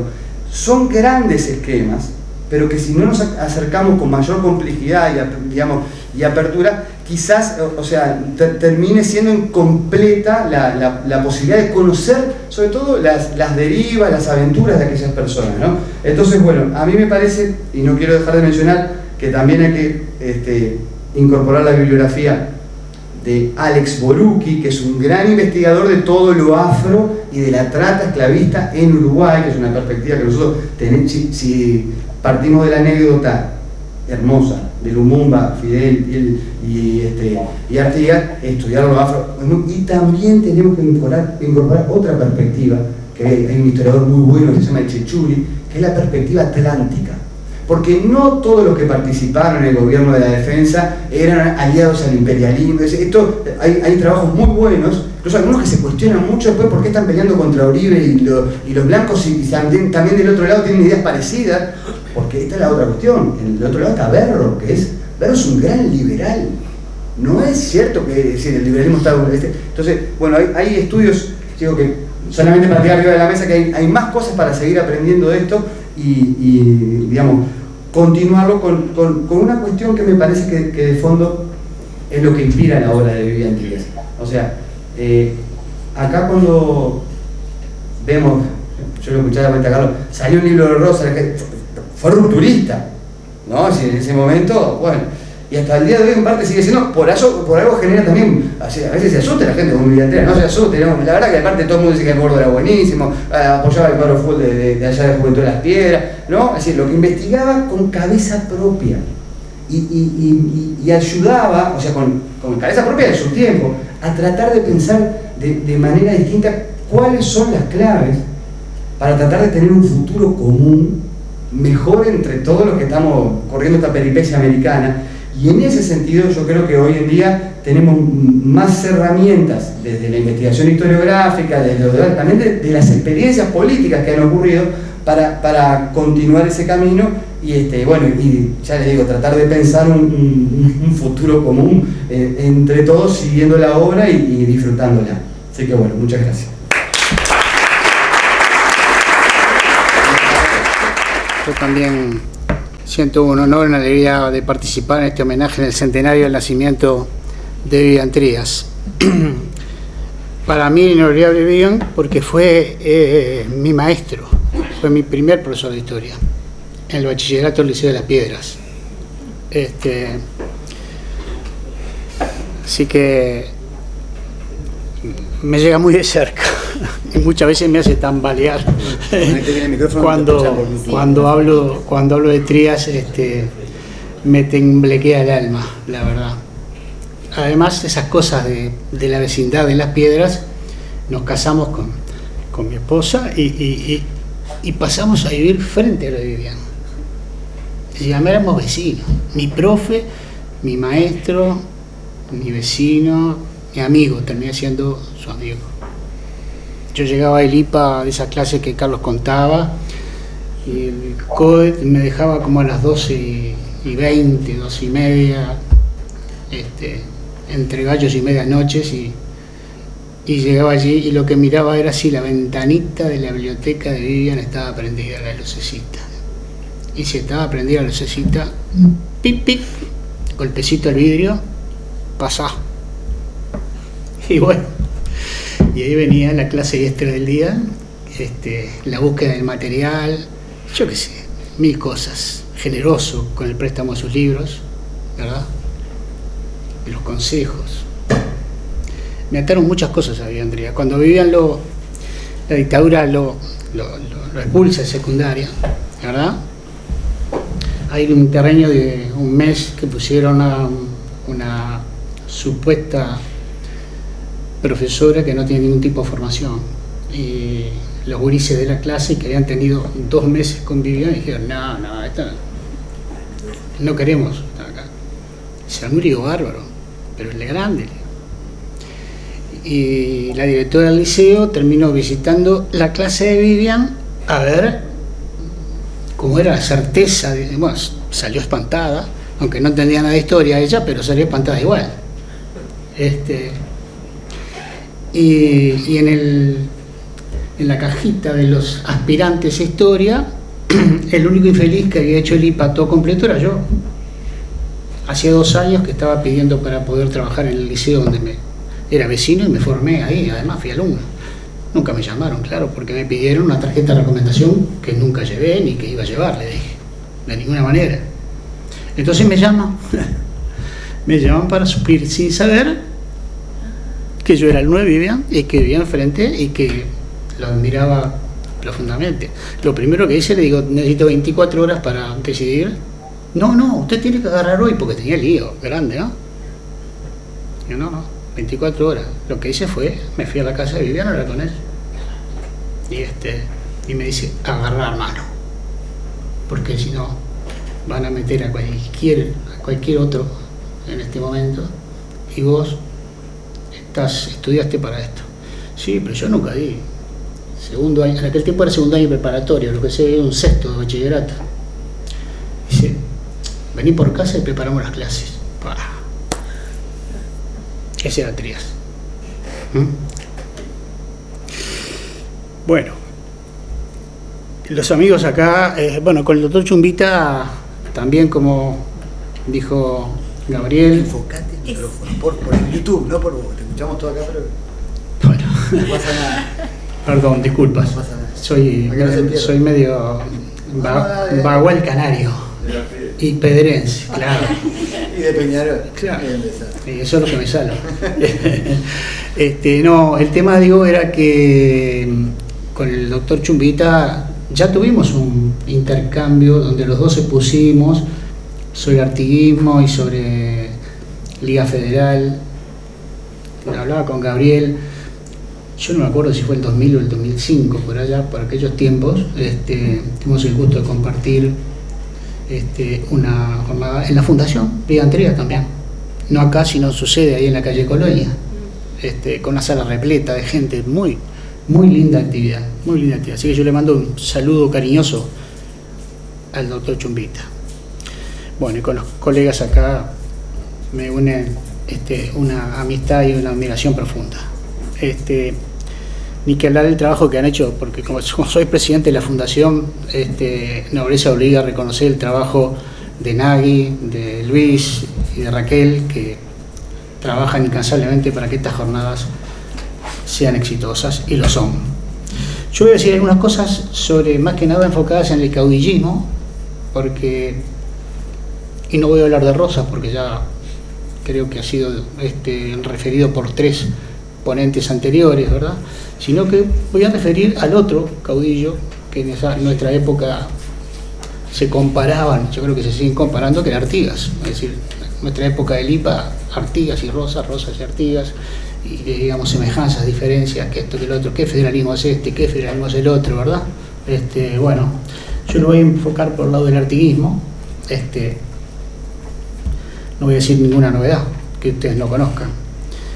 Tengo que vincularlo estrechamente a la época, el tiempo histórico del Río de la Plata y de la crisis de la monarquía española, comienzo del siglo XIX. Tiempos complejos, los conflictos por apropiación de tierras, por control y propiedad de los ganados, eran temas que persistían desde finales del periodo colonial, A lo que se fueron sumando otros problemas hijos de la revolución, por ejemplo, el papel de los caudillos, sus enfrentamientos con las élites urbanas, las pugnas entre el poder militar y el poder civil, bueno, todo eso estaba en esa lucha por el poder también en esta etapa nueva que se iniciaba. Cómo se organizaba la etapa del nacimiento o emergencia de esta independencia no concretada todavía, pero que estaba en ciernes. No hay que olvidar que allí había como trasfondo una voracidad por la apropiación de los bienes de los españoles, y en esa pugna es lo que Barrán creo que dice fantásticamente, que estaba el temor de las clases propietarias, a lo que él llama el miedo de la revolución social, ¿verdad? Eso estaba allí, evidentemente. La cuestión era, en esa crisis dinástica, preso Fernando VII por Napoleón, ¿a dónde va la soberanía? ¿Quién la ejerce? ¿Quién gobierna? ¿A quién gobierna y en nombre de quién? Es un tema que se debatía permanentemente, que se podría titular como la retroversión de la soberanía o la reasunción de la soberanía. ¿Cómo repicó eso en Río de la Plata? Bueno, fundamentalmente eso va a ser interpretado de dos maneras. La dirigencia elitista de Buenos Aires, ese conglomerado de comerciantes exportadores, grandes hacendados, algunos intelectuales, ¿verdad? Va a tener su forma de entenderlo, y su idea es que la soberanía que la tenía Fernando VII como representante de los pueblos españoles, ¿verdad?, al estar imposibilitado de gobernar por su apresamiento por Bonaparte, retrovierte, según la dirigencia bonaerense, retrovierte en la capital, en Buenos Aires, por ser la ciudad más antigua, la más populosa, la más rica, en fin. Tampoco no era la más antigua en el Río de la Plata. Antes que Buenos Aires estuvo Asunción, pero ya lo miraban la dirigencia bonaerense, ese dato lo pasaba por alto, ¿verdad? Del otro lado estaba la interpretación que va, de alguna manera, y que le va a dar cuerpo a esta idea y lo va a transformar en un programa de ideas, José Artigas.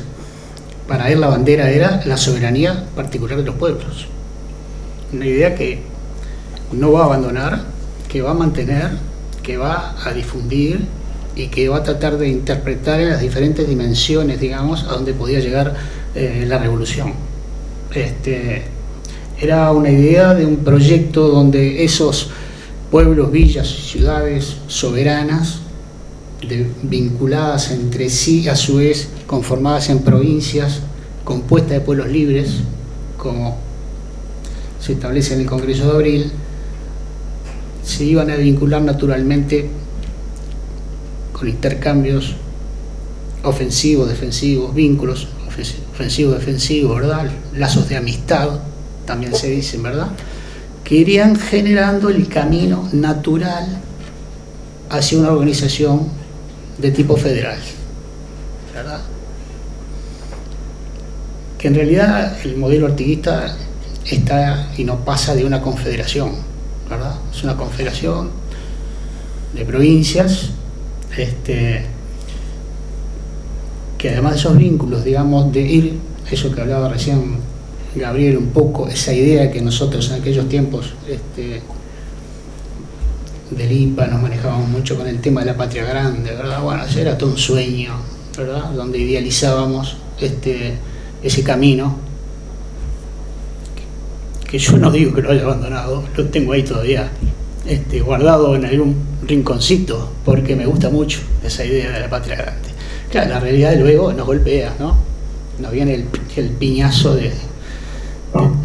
y ese camino se hace cada vez más difícil. Bueno, era un escenario donde en realidad eran proyectos en construcción, para decirlo más cabalmente, ¿verdad? El artiguismo va a inclinar a favor de los más infelices, la igualdad ante la ley, destacar la virtud, proteger y estimular el trabajo y las producciones locales, y mantener los reclamos autonómicos frente al gobierno centralista. Por ahí va el proyecto en esta etapa de construcción. Un proyecto que se va a ir radicalizando con el correr del tiempo, de esos enfrentamientos, de esas diferencias, ¿verdad? A veces incluso con personajes que representaban al centralismo de su manera más dura, ¿verdad? Podría mencionar ahí el intercambio de documentos con Serratea en toda la etapa de la Yui, ¿verdad? La formidable respuesta de la precisión del Chi de Artigas el 25 de diciembre del año 12.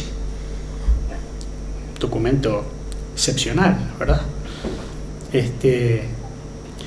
Bueno, eso estaba en marcha. No olvidemos que había otro protagonista que estaba mirando por la ventana a ver qué pasaba y tratando de abrir la puerta para meter un zapato en este territorio, que era la corona portuguesa. La corona portuguesa estaba allí con más legitimidad porque además había sido llamado por el virrey Elío para que viniera en ayuda y al ayudar a exterminar a estos rebeldes rioplatenses, ¿verdad? Obvio que a Portugal desde ese Brasil le interesaba tener la banda oriental. La excusa será que vendrá en defensa de la hermana de Fernando, que era la esposa del rey, ¿no? Doña Carlota Joaquina de Borbón. Pero en realidad, aunque no estuviera Carlota, el interés portugués era de extender sus territorios hasta el Río de la Plata, casi como un límite natural. Uno mira el mapa geográfico de América del Sur y naturalmente el límite natural es el Río de la Plata. Bueno, otros temas de límites decidieron otras cosas, pero ahí estaba el asunto. Voy a hacer un rápido recorrido por algunas dimensiones del caudillo, ya que dije que iba a hablar de caudillismo, ¿verdad? Y esto del caudillo arrancó mal para el artiguismo presentado en la historiografía, porque lo primero que aparece es la leyenda negra, ¿verdad? El libelo de Cavia y sus seguidores lo identifican rápidamente como capitán de los bandidos, ídolo de la multitud ignorante o nuevo Atila. Era, ¿verdad?, terrible. Al folleto de Sáenz de Cavia se le puede agregar los trabajos de Francisco Guerra, Bartolomé Mitre, Vicente Fidel López, Sarmiento. Todos ellos calzaban perfectamente en ese esquema que hablaban los compañeros de civilización y barbarie, y donde el artiguismo era el símbolo de la barbarie, de alguna manera. La negación del progreso, de la civilización, de la cultura y de todo el avance, ¿verdad?, que encarnaba las dirigencias portuarias. Claro que esto, muerto Artigas y pasado ya varias décadas, se hizo necesario construir la idea fundante del Uruguay moderno, y el Uruguay moderno necesitaba un héroe nacional uruguayo. Así que lo primero que había que hacer era encontrarlo. Los candidatos naturales de la época eran Rivera, Lavalleja, Uribe, en fin, esas figuras, pero como estaban identificadas con las corrientes partidarias en las luchas civiles, no podrían ser héroes nacionales para el Estado uruguayo. Así que habría que buscar otro representante. Y lógicamente, racionalmente, el único que había estado peleando con sus pueblos por sus reivindicaciones, por sus cosas, y no estaba identificado con ninguna de esas banderías, era Artigas. Pero para eso había que desmontar la figura del capitán de bandidos, había que desmontar la figura del caudillo de las montoneras anarquistas. Había que desdemonizar a Artigas. Tarea compleja que fue realizada por un grupo de historiadores muy importantes, digamos, del último cuarto siglo XIX y comienzo del siglo XX. Claro que en esa carrera por cambiarle la cara a la figura de Artigas y presentarlo como esa nueva figura, llega a aparecer como un nuevo Moisés, de alguna manera, un caudillo de masas y intérprete de los pueblos, en fin. Era un cambio total, ¿verdad? Otra estrategia de los historiadores fue transferir esa idea, digamos, del Artigas demonizado a los subalternos de Artigas, dejando a Artigas afuera de eso.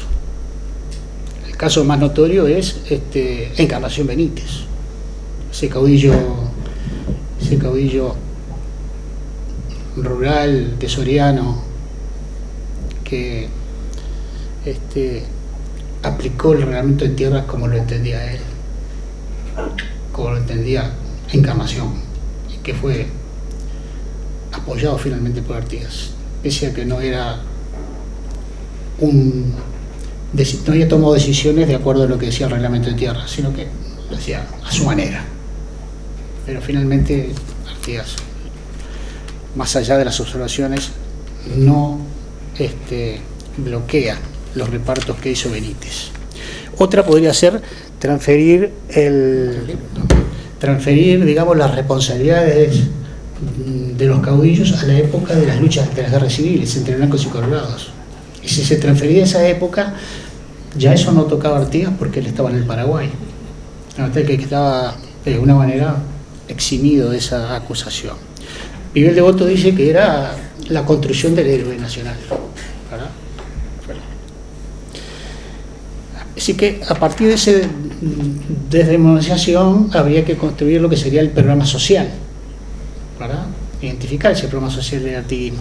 Y ahí trabajaron un montón de historiadores, una larga lista, entre los cuales está... No, proponen que no escuchan de YouTube. Está bien. No pasa nada, si no se te escuchan.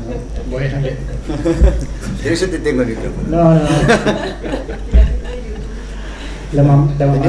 La mamadera. 26 personas también, por digo. Bueno, va a quedar... Mandar un saludo ahí. Saludos a los 26 y mis disculpas. Después hacemos la transcripción. Mis disculpas. Bueno. Se quedó arriba, abajo, una cosa loca. Bueno. Yo quedo... Dale. Destaco de esos cantidad de historiadores que han trabajado en esta nueva mirada sobre el artiguismo. En general se nombra a un maestro también, que es el José Pedro Barrán. Barrán trabajó la figura y el rol de este conductor, de este caudillo, ¿verdad?, de masas, y lo identifica como el conductor y el conducido. Es una definición fantástica, ¿verdad?, formidable. Pero yo miro el trabajo de Vivian Trías, que lo citaron los compañeros recién, las montoneras y el Imperio Británico, ¿verdad?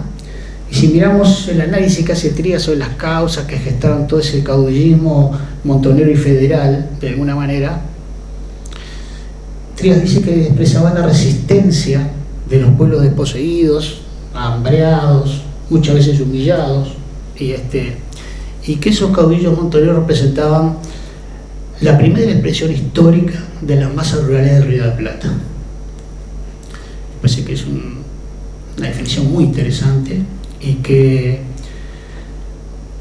Artigas dice en ese trabajo: José Artigas era un caudillo que no recibe su mando y su poder de título hereditario, es ungido por su pueblo, su ascenso es una elección popular, primitiva, informal, pero sustancialmente democrática. Eso nos dice Trías sobre esa figura del caudillo. Yo digo, ¿acaso está tan alejado esta definición que hace Trías de la del conductor y conducido? Yo creo que tiene una profunda coincidencia. Yo me animaría a decir atrevidamente que la diferencia más importante es cronológica. Trías lo dice en 1961 y Barran en el 86. No estoy para nada desmereciendo a Barran, a quien admiro profundamente, sino que lo que digo que no siempre, no creo, yo no he encontrado por lo menos, pero yo vivo en Las Piedras y capaz que no llego a todos los textos, ¿no? Antecedentes de cuando se nombra estos trabajos, no se nombran Trías como antecedentes de ese conductor y conducido. Caudillo que pronto será, además de montonero, federal, ¿verdad? Será federal. Fue conductor en la guerra, lo fue en Las Piedras. Fue conducido en las asambleas, sobre todo la de San José. Fue conducido en el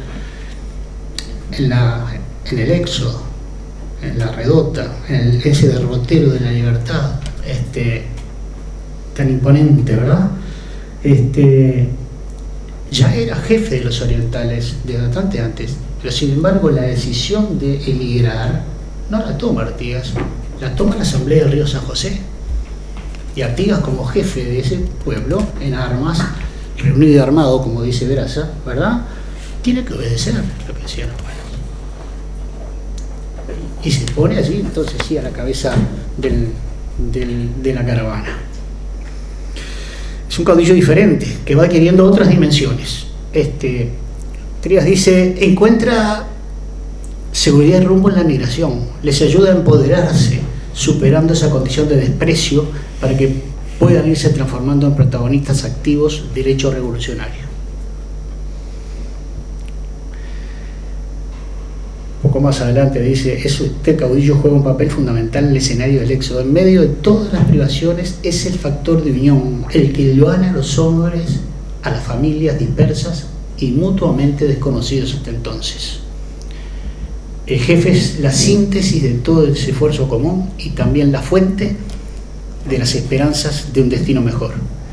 Me parece que es una muy linda definición para entender este conductor conducido en este panorama de inseguridades, de incertidumbres, de conflicto, donde se peleaba por no perder la libertad, amenazada por españoles y por portugueses después del armisticio de octubre del 11. Es una etapa muy complicada, pero muy fundamental en el crecimiento del ideario artiguista. De alguna manera Artigas ya ahí, picaneado por toda esa situación, ese escenario, va madurando sus ideas, y ya no es el objetivo solo triunfar militarmente a los enemigos de turno. También en la cabeza de Artigas parecería claro, a través de sus documentos uno lo ve, que comienzan a delinearse las primeras expresiones de lo que él define como soberanía particular de los pueblos. Yo recién citaba la precisión del Gini, y creo que ese es un documento precioso. Podríamos citar las introducciones de San García de Zúñiga en enero de 1813 también, donde estas ideas quedan plasmadas. Trías dice, la orientalidad va adquiriendo conciencia colectiva, conciencia de sí misma. Bueno, es una etapa de contactos entre los orientales que están en la Yui, y también lo hace con los territorios vecinos, con el Paraguay, contactos que le van a ser muy útiles cuando poco más adelante se construya una unidad supraconfederal que es la Liga de los Pueblos Libres. Voy a rápidamente pasar, capaz que no tan rápidamente, ya estoy liquidando. Entonces, los títulos nada más. Me faltaban 14 páginas nada más, pero bueno. No. 200 años, ahí va. Decir lo que faltó. Perfecto. El seminario sigue. Volvemos, llamamos Zumbita y que venga. No, quería citar también los trabajos de Ana Frega, que han tenido como muchos aportes muy buenos.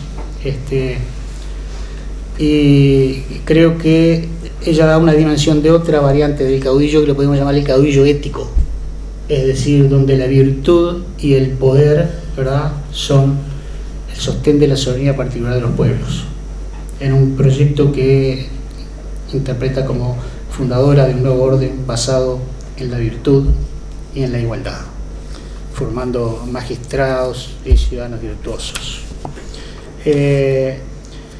Bueno, obviamente este tema requiere de otro análisis más profundo, ¿verdad? Porque digo, hay que analizar la realidad del momento. La provincia oriental en guerra, en armas, con todo eso, tampoco tenía ciudadanos virtuosos. Digo, no tenía cantidad de ciudadanos virtuosos. Por eso Artigas le escribe al Cabildo diciendo que tenga cuidado a cuánta gente contrata, porque realmente no hay suficientes. Sí destaca algunos. Y ahí están muchos sacerdotes, ¿verdad?, que ocupan cargos claves en diferentes cosas. Bueno, los otros temas que los compañeros ya han tocado, algunos aspectos, los voy a dejar. Sí, el último punto que quiero, salteo todo esto, y el último punto que quiero tocar es el que tiene que ver con el reglamento de aranceles, que lo citó Carlos hace un rato, de septiembre de 1815. Es un tema interesante. Se ha conformado la Liga Federal. Artigas es el protector de los pueblos libres. La disputa económica en el Río de la Plata es entre libre importación y proteccionismo. Las industrias locales se arruinan porque la clase dirigente bonaerense no propone barreras arancelarias que puedan proteger los talleres o las industrias locales que le dan el trabajo a la gente, ¿verdad? El artiguismo va entendiendo esa situación a medida que el proceso histórico transcurre. No tiene claro esto en el 11, tampoco lo tiene en el 13, donde hay 20 instrucciones, no hay ninguna que hable no hay ninguna en 20 instrucciones que hable de la protección de las industrias locales. Recién tendremos que llegar al año 15, y han pasado ya 5 años, ¿verdad?, de la revolución, cuando convoca al Congreso de Arroyo de la China, y allí vienen diputados de todas las provincias que adhieren al sistema, y entre ellos viene el diputado de Santa Fe, Pascual Díez de Andino. En las instrucciones que trae el diputado dice al final ser copia de las dadas por Artigas a sus pueblos en abril del año 1813, pero en lugar de 20 artículos tiene 21, y ese artículo, que identifico con el número 17 de las instrucciones de Andino, tiene para Artigas un cambio fundamental, porque ese artículo de Santa Fe exigía que en la Constitución que se fuera a redactar deberían haber protección para los talleres y las industrias locales frente a la competencia de las industrias europeas. Así que digo, ¿qué fue lo que pasó en realidad? Lo que pasó fue que Artigas en el 11 no tiene idea de ese problema. Digo, lo tiene o no lo ha concebido, ¿verdad? Tal vez porque la provincia oriental no era otra cosa, o en el 13 la provincia oriental no tenía otra industria que el primitivo saladero o algún molino harinero, ¿verdad? Pero en el 15 la cosa cambia al escuchar las demandas de otros pueblos de otras provincias, como es el caso de Santa Fe, en este caso. Y entonces emite primero, y ya termino, emite un reglamento de puertos en abril del 15, donde pone un tímido 6% de impuesto a los productos de ultramar que vienen a ser los europeos, ¿verdad? Y en septiembre lo eleva a 25% ese arancel, ampliándolo en tejedurías y en calzados a un 40%. Acá, con claro, ¿verdad?, una clara identidad proteccionista. ¿Qué fue lo que pasó en el medio? Lo que pasó en el medio fue el Congreso de Arroyo la China. Lo que pasó en el medio fue que vino la demanda de Santa Fe. Y lo que pasó en el medio fue que Artigas, con su gran oreja que escuchaba a los pueblos, entendió el reclamo de los pueblos y una semana después cambia e incluye en su demanda este reclamo que satisfacía a los pueblos. A mí me parece que es muy interesante esto, porque esto coincide con algo que nos enseñaba, y vuelvo para cerrar, a Trías en el Liceo de las Piedras, cuando yo, su alumno, nos decía: Artigas elabora sus ideas a contragolpe de los hechos históricos. Esa frase la tengo tatuada en la piel, ¿no? Jamás me voy a olvidar. Elaboraba sus ideas a contragolpe de los hechos históricos. Y este es un claro ejemplo. ¿Verdad? Así que, bueno, agradezco a todos y pido disculpas por el exceso de mi tiempo.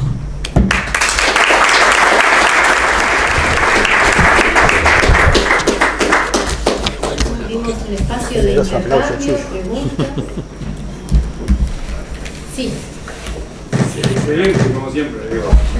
Primero, la felicitación a los organizadores y segundo, la genialidad de cada uno de los que puso.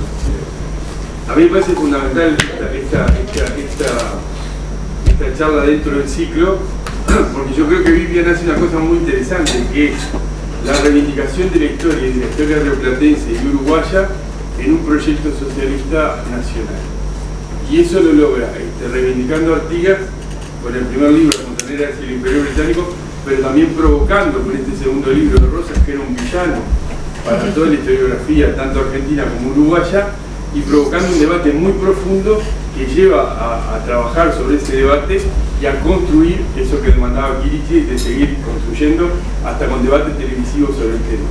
Ese es un mérito indudable de Vivian, de traer la historia uruguaya y reivindicar un proyecto que de alguna manera rioplatense en una izquierda de los 60 que no hablaba nunca y que estaba más vinculada con la Revolución Cubana y con la parte internacional que con los partidos.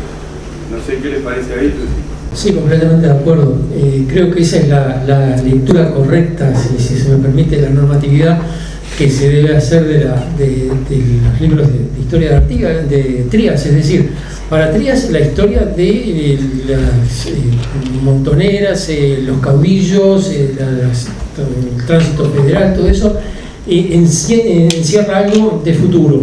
Hay algo, lo que tú me mencionabas, que Trías lo menciona mucho, la idea de un socialismo nacional, pasa primero con una revolución nacional antes de la revolución socialista, y esa revolución nacional, digamos, es la construcción de la gran nación latinoamericana, que según la mirada que Trías arrojaba sobre ese proceso, se había frustrado en el siglo XIX porque esa emergencia, digamos, de los caudillos y de las masas en ese momento de vacío de poder que se produce cuando la invasión napoleónica a España, etcétera, etcétera, había sido frustrada por las oligarquías portuarias y por el apoyo de los imperios extranjeros, Portugal, Brasil, Inglaterra, etcétera, etcétera. Ese esquema, digamos, está muy presente en los trabajos de Trías, y es un poco lo que une la mirada de Trías sobre el siglo XIX con el análisis que hacía Trías de la realidad política de su presente. Digamos, allí está un poco el lazo de unión de decir, bueno, ¿cuál sería, digamos, analizando el presente, 1965, 66, 68, cuál sería el camino que debería seguir un partido político que tiene como proyecto la construcción de una revolución nacional como paso previo a una revolución socialista? Y creo que en esa mirada está muy metido, digamos, todo lo que es la construcción política, digamos, de Trías en los años 60 con su mirada sobre el pasado. Creo que es, digamos, creo que lo resumiste clarito. Hola. ¿Qué tal? Bueno, yo, cada vez que se habla de Artigas, siempre me emociono, ¿no? Más allá de que yo soy del palo de la química, por clase de química, voy a pasar que la pregunta que haga puede ser un poco infantil, digo, para los doctos acá en historia, ¿no? Sobre todo porque yo no soy un lector, soy, por la culpa de este hincha de Peñarol, este hincha de Nacional se ha hecho lector de Trías. Y a mí, entendiendo esa visión, yo soy marxista, esa visión de un marxismo eurocéntrico que trata de colocar categorías, meter a Latinoamérica en las categorías europeas y no hacer un análisis dialéctico que corresponda a las historias de Latinoamérica y de sus distintos pueblos, ¿no? Ahora, a mí lo que me preocupa, y esto acá viene la pregunta que yo temo que pueda pecar de infantil, es ¿hasta dónde se puede hablar de un socialismo nacional? O yo estoy interpretando mal lo que se habló acá. ¿Hasta dónde se debe hablar de un socialismo nacional y no de un socialismo a nivel latinoamericano? Porque, por eso te digo que podría parecer infantil la pregunta. Porque cuando uno a veces ve algunos proyectos nacionalistas, tienen un carácter contrarrevolucionario. Esa es la pregunta de este tímido lector de historia, ¿no? Esa es la pregunta que me hago. ¿No es esta una crítica al pensamiento de Trías? Porque no lo conozco en la profundidad como para hacer una elaboración en ese sentido. Pero sí veo que en la discusión que tengo con todos estos hermanos, con los que compartimos ideas, veo a veces ese énfasis en el socialismo nacional, lo llevo a ver yo como viciado de un cierto carácter contrarrevolucionario si yo no pienso la revolución en términos globales, cuando el capitalismo es global. ¿Quién toma? Capaz que Chumbita. Dale, Chumbita, sí. No, se hacemos un curso de esto. Sí, dale. Está buenísimo. Está buenísimo. Va él.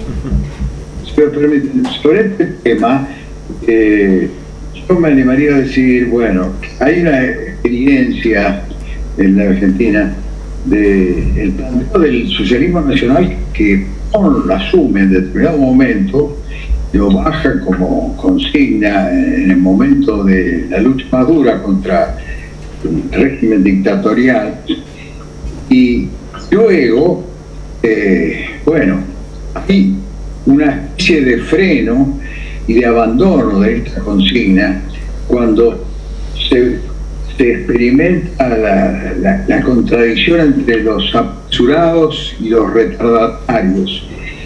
Esa consigna del socialismo nacional termina siendo relegada por Perón, que había planteado, ¿no?, una perspectiva todo el tercer mundo, ¿no?, que en ese momento ve la posibilidad de avanzar en un proceso socialista.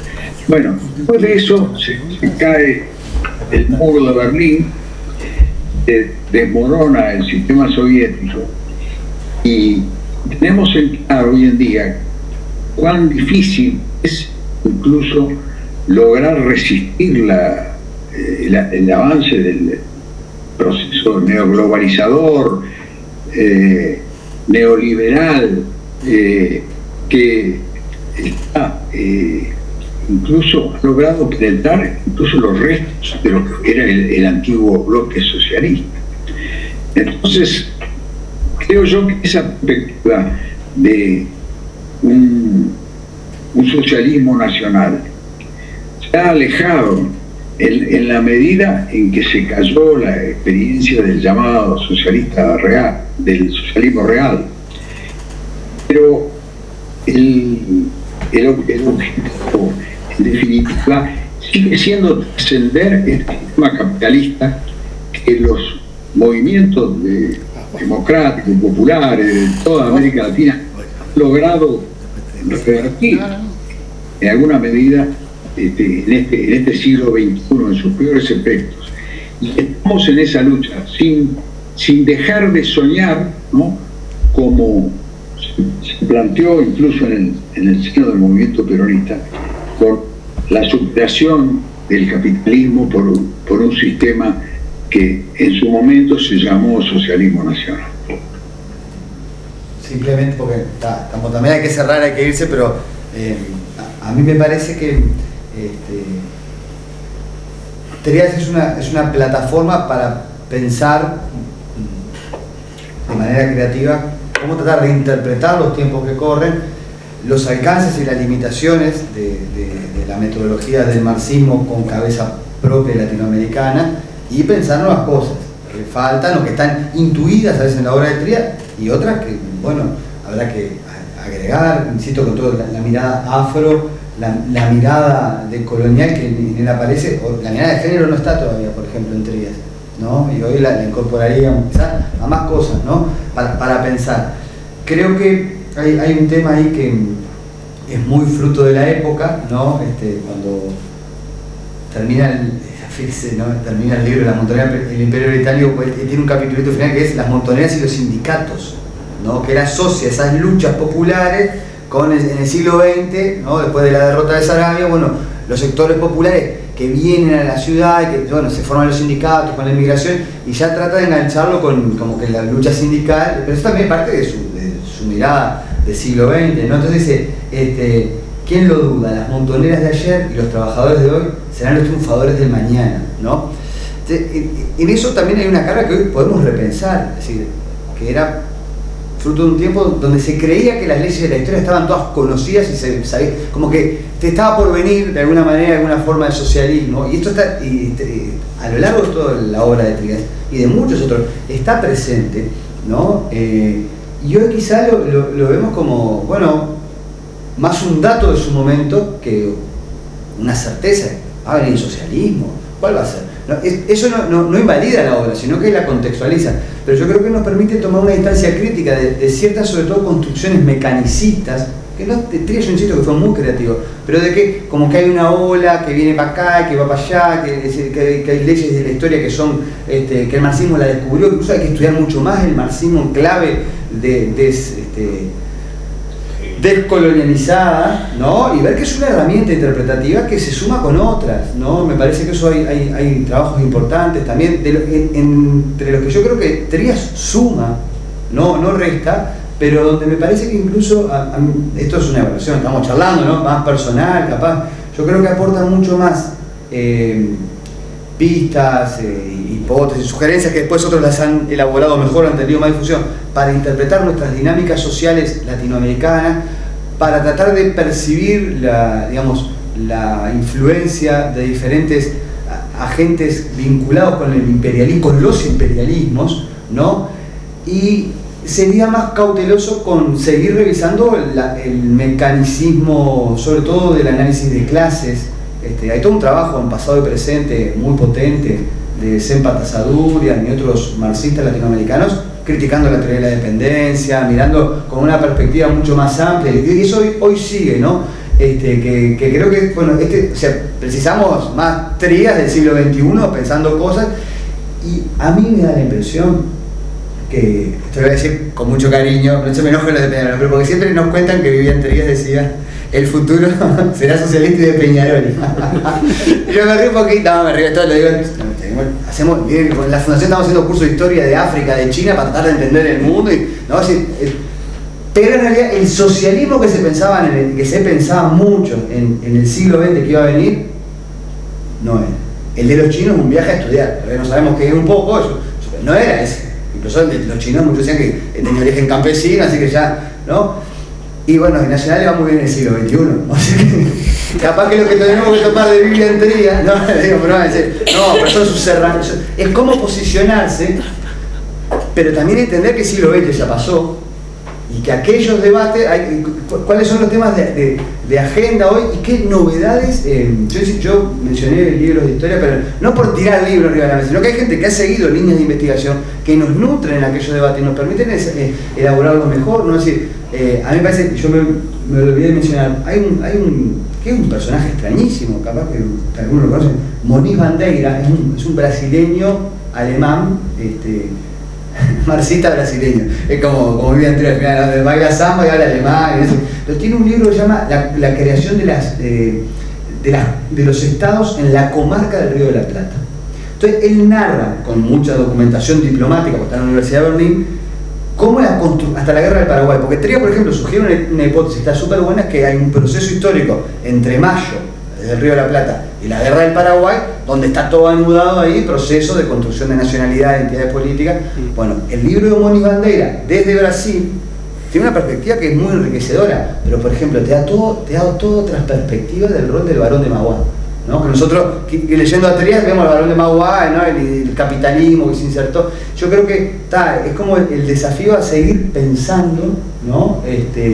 Y yo separaría, ¿no? El socialismo nacional fue algo que vivieron muchos y muchas con intensidad en un momento de la historia que se creía que podía ir para ahí, ¿no? Y que hoy hay que pensar con mejores palabras, ideas que son muy lindas, ¿no? Cómo tener una nación o naciones soberanas, cómo integrarnos, cómo tiene que haber igualdad, justicia social. Incluso hay una cosa en el libro de Trías increíble, en el de Rosa, cuando dice, yo la primera que lo leí, una revolución no es dar vuelta a todo, sino poner las cosas en su lugar. Hay algo en él, y en muchos, ¿no? Es decir, que hay como una patria, un tiempo perdido que hay que recuperar, que es interesante, ¿no? Entonces, bueno, me parece que la tesis de los socialismos nacionales son más un producto de la historia que, ojo, y lo último que digo, esto también pasa con otras teorías como con el desarrollismo en los años 60. Cuando leemos, por ejemplo, algunas obras de historia para interpretar, ya que lo decía Chumbita, el peronismo, muy importantiero, que muchos lo manejan, ¿no? Como, ¿por qué el peronismo creció en Argentina? Bueno, pero ellos vienen con la sociología desarrollista, le ponen esos nombres a las cosas que ocurren. Bueno, y el desarrollismo tampoco fue un proyecto que funcionó. Tenemos muchas dificultades, pero el desarrollismo fue un proyecto que en otras cosas trató de interpretar la realidad, la teoría de la modernización fue muy, ¿no? Y eso no lo invalida, sino que bueno, cómo vamos tomando elementos para pensarnos para el siglo XXI. Yo creo que acá tenemos un gran disparador con la obra de Biblia.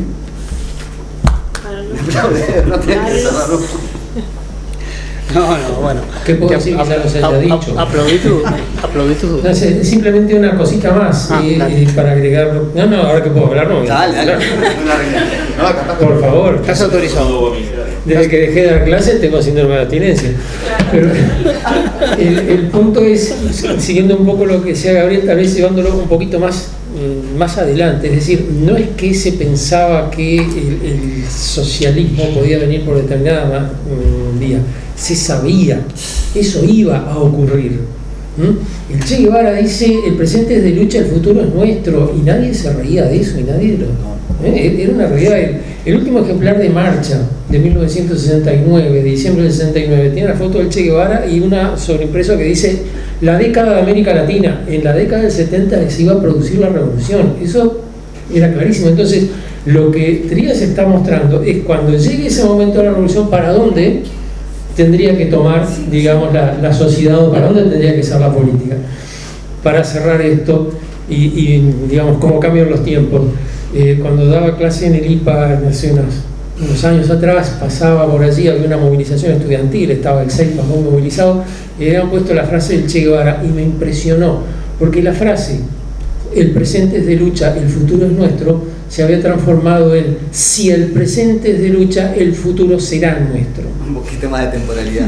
Damos a una dimensión diferente, digamos, ya no estamos tan seguros, vamos a ver si realmente lo conseguimos. Claro, y creo que cuando leemos a Trías compartimos un poco aquella convicción y no estas dudas que nos trae el presente. Ahora sí, me callo, no digo más. Gracias. Yo lo que agregaría, Carlos,